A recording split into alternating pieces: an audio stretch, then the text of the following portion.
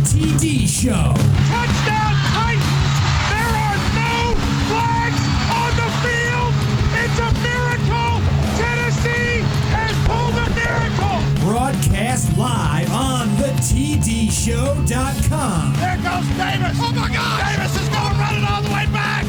Auburn's going to win the football game! Auburn's going to win the football game! 2 hours of the best sports talk on the planet, or at least out of Edmonton, Kentucky. Bat it up. Oh God! Stokely down the sideline! Can he catch him? Stokely! Wow! Touchdown! Denver! Unbelievable! Coming to you live, your hosts, TJ and Dan. Here comes the... Welcome back to the unprecedented third hour of the TD Show this morning. We are in our fifth segment. Our fourth segment was shortened a little bit by some technical difficulties. That's okay. We got plenty to talk about. Talking about the Daytona 500, we still got some other Daytona 500 stuff, some stuff about Dale Earnhardt Jr. that TJ wants to share with us this morning. I got a few things I want to talk about and ask you about here. As Junior's career if it continues as is, current pace to do what he's doing now, how do you think he's remembered? Because he's voted the most popular driver year after year. But Jimmy's career, who's going to have the same exact timeline as his, is obviously a better driver and probably top 3 driver of all time. So, I mean, what do you think Junior's legacy is on the sport? Dale Earnhardt's son. You think so? I mean, I don't mean that derogatorily, but right. I think that's a lot of his popularity. And he's always been a little more private. You know, he always wants to share, but what he doesn't make people mad. He does what he wants to do. He kind of got ran out of his dad's organization. We know that was a bad situation for him. But well, let's go there because that's another question. He left DEI and went to Hendricks to be successful, but don't you think more so if he went somewhere else away from Jimmy and Jeff? Because I mean, be more successful. Because it's hard to be a rival with a teammate. And they've got so much money tied up in Jeff Gordon and Jimmy Johnson. He gets stuck as the draft guy and the help guy. Right. It's a great team for him, and I mean it gets him top 10s and top 5s and even top 2s championships. Right. But it doesn't get him wins. I think anywhere else, if he was the stud, we would see him with 10, 15 more wins. If he was the stud of a team. And you're talking about him being a private guy. He just actually joined Twitter after the 500, had a bet with Michael Waltrip, who he knows a social media guru, everything else, driver, analyst, commentator. Boogity. But was that pretty good? Did y'all like that? Yeah, I can do it better.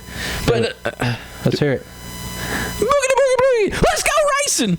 Anyways.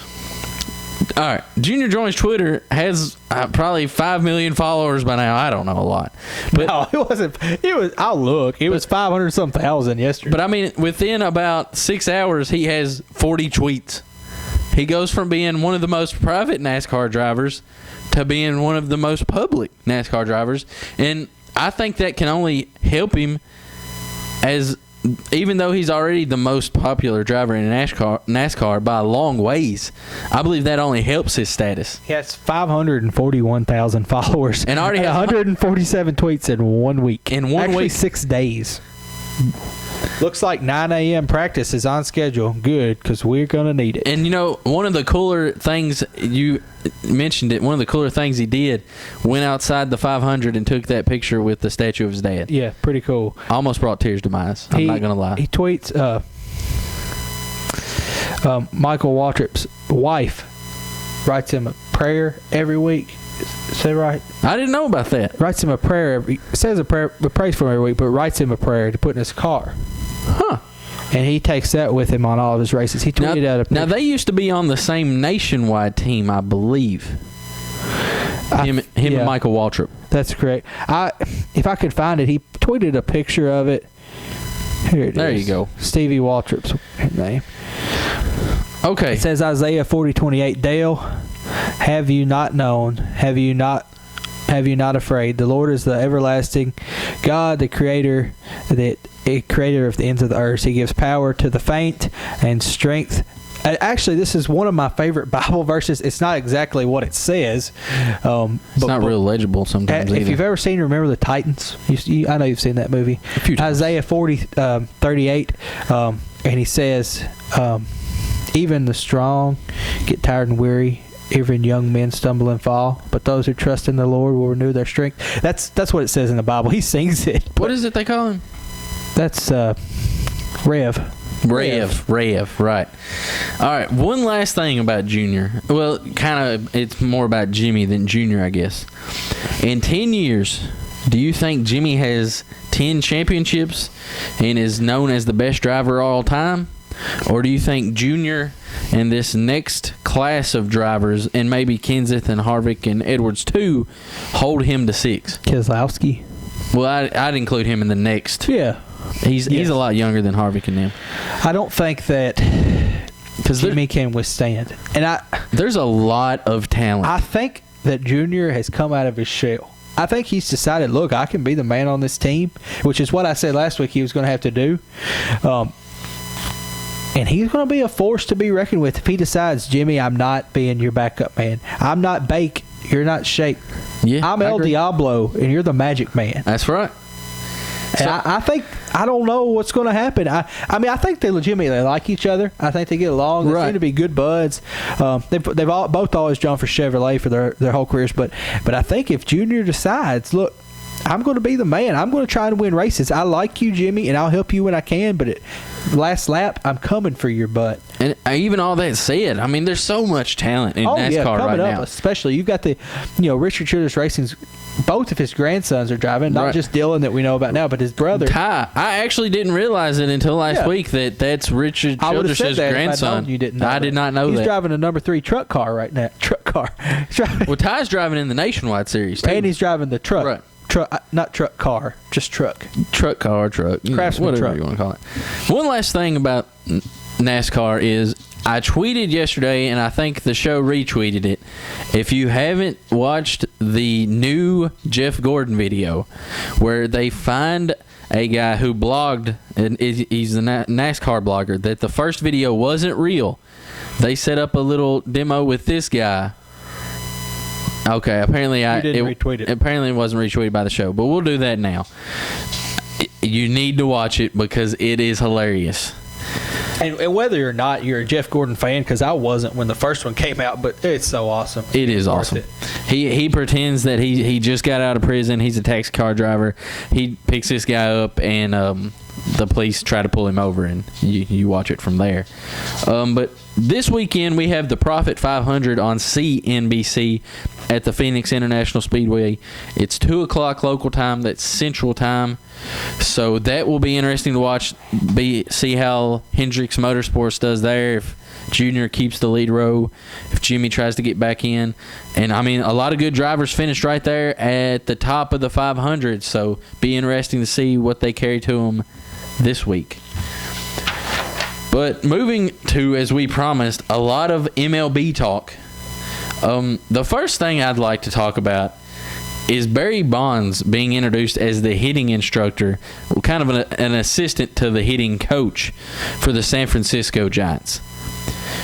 What if Barry Bonds is someday a Major League Baseball manager? I see what you're setting up with this question. I know where this is going to go.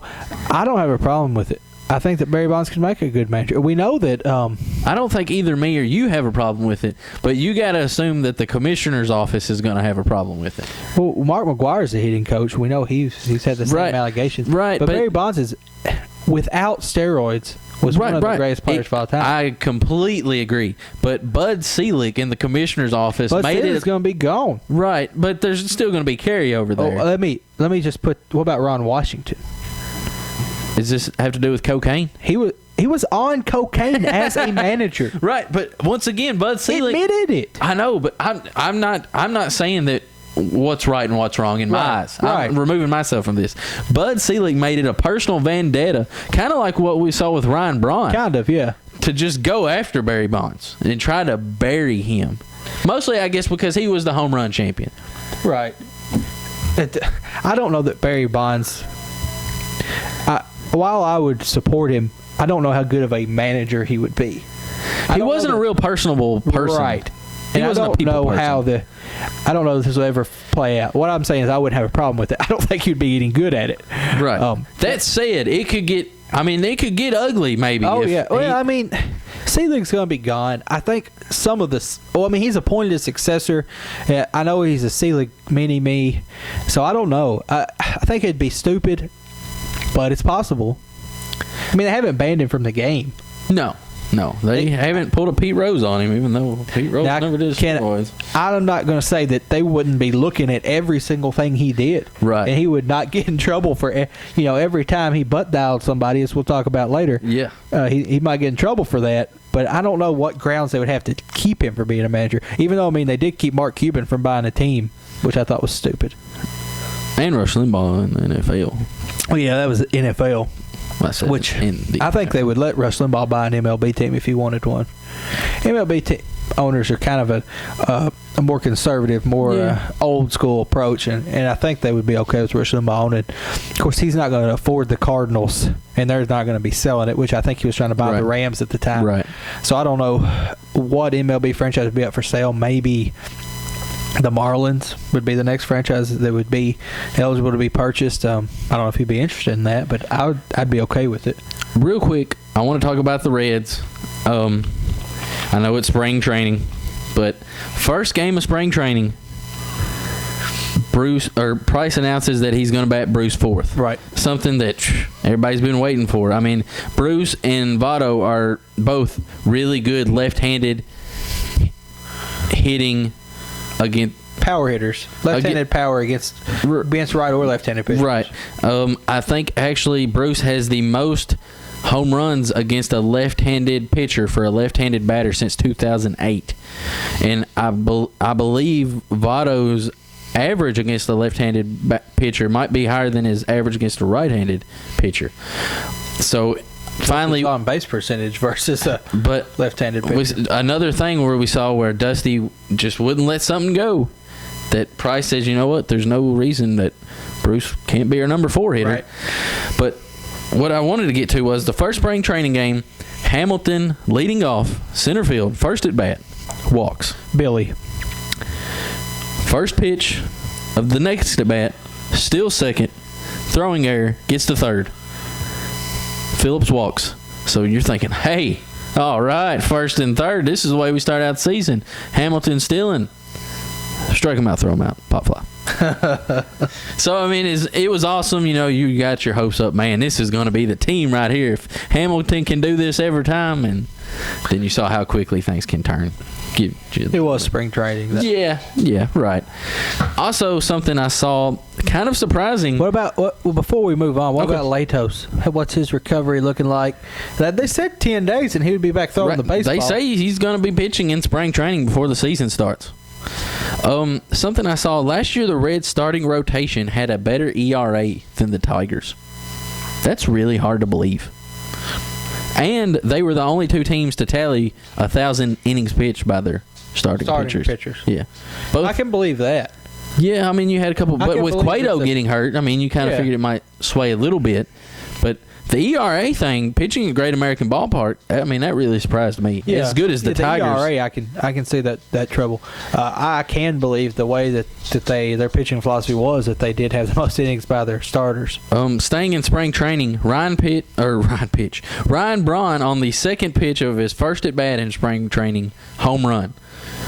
Good thing or bad thing? Good thing. I mean, you're coming off that PED thing, and I guess you kind of want to say, hey, y'all are testing me. Watch what I'll do. I'll hit one on the first at bat, second pitch. But another player, big-time power hitter, Mike Trout, probably best all-around player, not just power hitter. $1 million deal with the Angels, largest pre-arbitration contract in history.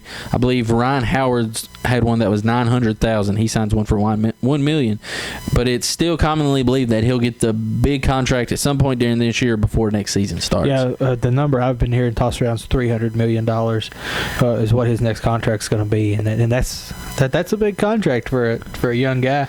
I think he's shown that he's worth it. Yeah, an interesting argument that I heard is that they should figure into the MVP voting how good you are per dollar. Because if you take per dollar, Mike Trout's got the last 2 MVPs, no question about it. Yeah, I agree. I mean, he's the most valuable per dollar of any baseball player. Most fiscally valuable instead of the most physically valuable. Before we get to the over-unders, which I promised we would get to, MLB adopts a rule to ban home plate collisions, but doesn't really do so. The catcher can still block the plate if he has the ball. Apparently, the Players Association wouldn't okay a rule requiring runners to slide and catchers to give up the plate, just like a play at second base. Exactly. So they say they adopt a rule to ban collisions, but I mean, as long as the catcher gets the ball, you can still have a collision. Right, which is, this was my argument against it before, which when they put it in, I thought the catcher had as much right to stand there once he had the ball as the runner had to be there as well. I think where the problem's going to be is, the catch tags. I think you got to do all or nothing. Because, I mean, now it's going to be so much of a judgment call. But who's out and who's safe? How do you know who initiates the contract, what the problem is? I mean, how do you call it? That's what I'm saying. Either leave it the way it was where you can go full-out collision or make it a second base play where he gives up the plate and he slides. Yeah. Because with now, does he have possession of the ball? Exactly. Is he transferring it? What's going on? Can he stand there in front of the plate? I mean, it just could get really messy. Yeah, I understand. All or nothing. And I think I agree with the way you said it. When you said all or nothing, it threw me to you. Compare it to second base play, and that's exactly how I think it's going to be. I think when you start trying to break down when the ball got, especially in a sport where replay is kind of frowned upon, and we're just now getting into it. There ain't no way to call some of those plays correctly.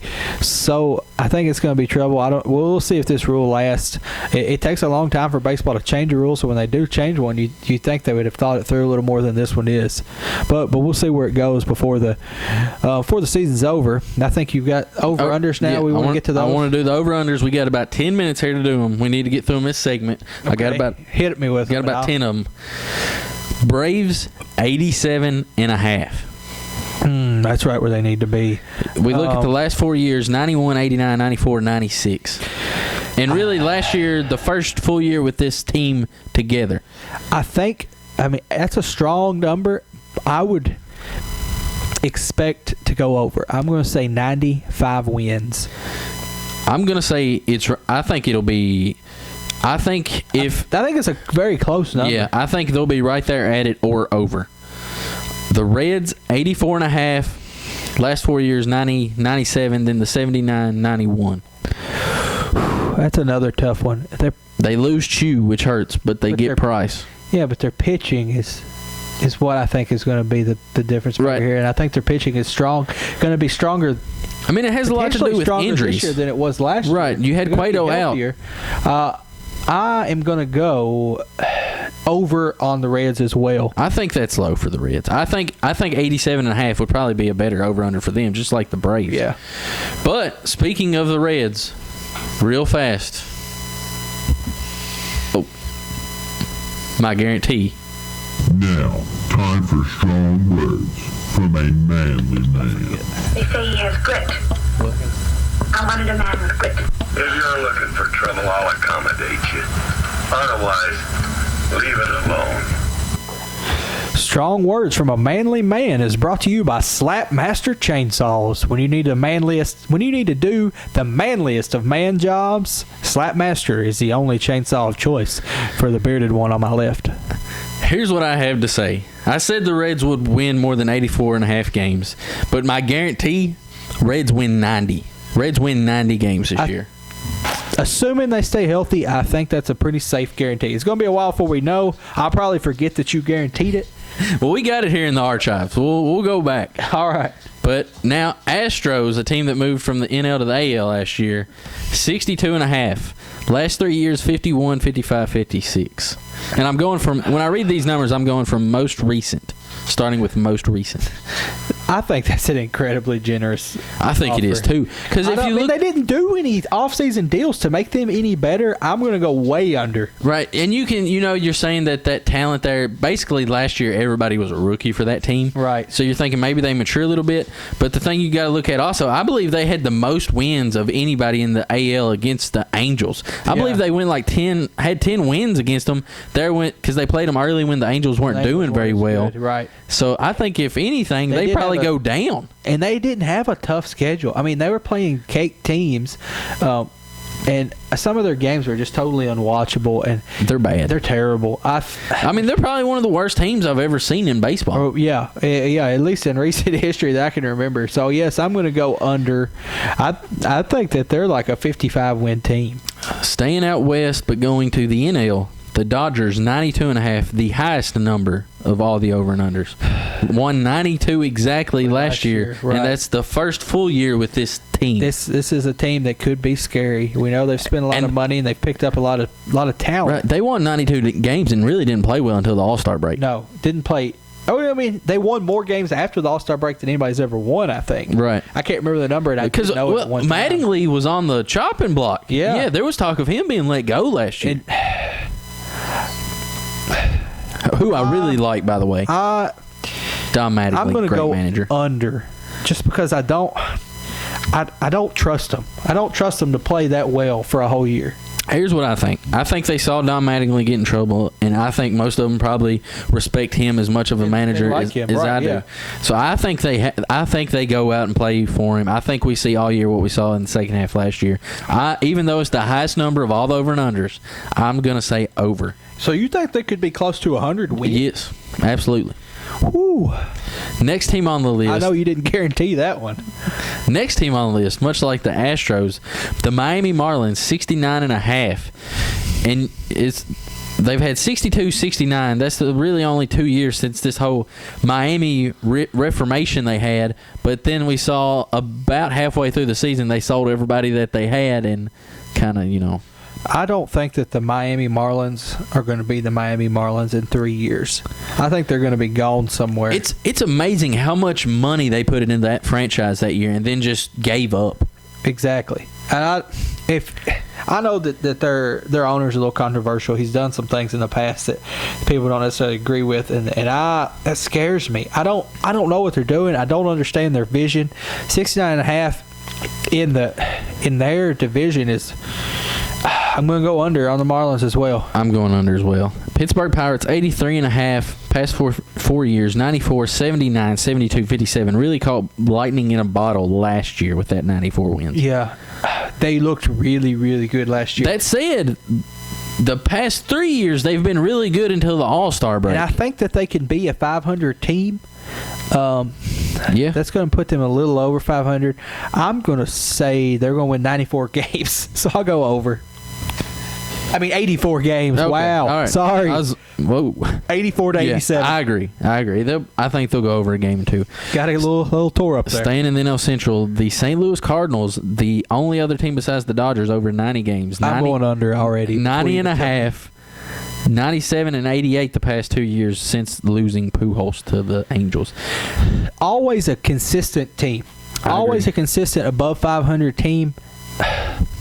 Always going to be in the mix in the playoffs. Always going to pull them out, but don't necessarily always have good seasons. I really feel like the Reds are going to win the division, but I feel like the Cardinals will win a wild card. Right. But I don't think they'll win 90 games. I'm going to go under. I don't think they can win 90 games as well. We'll agree on that one and go under. Washington Nationals, 88.5, 86 and 98 the past 2 years. Those are the 2 full years with Harper and Strasburg. Well, Strasburg was injured part of that time. And then we saw last year Gio Gonzalez got suspended about the All-Star break, I believe. I like the Nationals a lot. I've liked them a lot since Strasburg got there. I like them more now that they have Harper. I think that they can win 90 games. In their division, I really think they can win 90 or 91 games. I think Man, I mean, look at their offensive production. They have too much talent. Yeah, I think the Braves and the Nationals kill that division. Yeah, Phillies. I don't think the Phillies will be that good. I don't think they have the talent that they've had in the past 3 years. The Nationals, they're kind of like what we were talking about, Kentucky and college basketball. If they can get everything together, get everything healthy, then gosh, they ought to be good. So I'm going to go over with the Nationals. I'm going over. Last team on the list, AL team, the Detroit Tigers. There was no AL team over 90 games. This was the highest over-under for an AL team, 89.5. Last 3 years, 93, 88, 95. I think that Detroit, I mean, who do they have to play? They're not going to be playing anybody. The Yankees, the Red Sox, we know played well. The Indians caught fire last year. The Indians caught fire at the end of the year, but consistently haven't been great.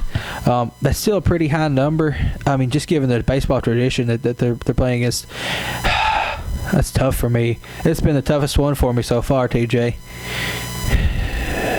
I'm going to go under and say that they're not going to be as good as they were last year. I say over. When you got Verlander and you got Fielder and Cabrera and everybody I like else. Verlander. I don't really like Cabrera. Oh, I don't like them either, but they're good baseball players. Yeah. I think they probably win 90-some games.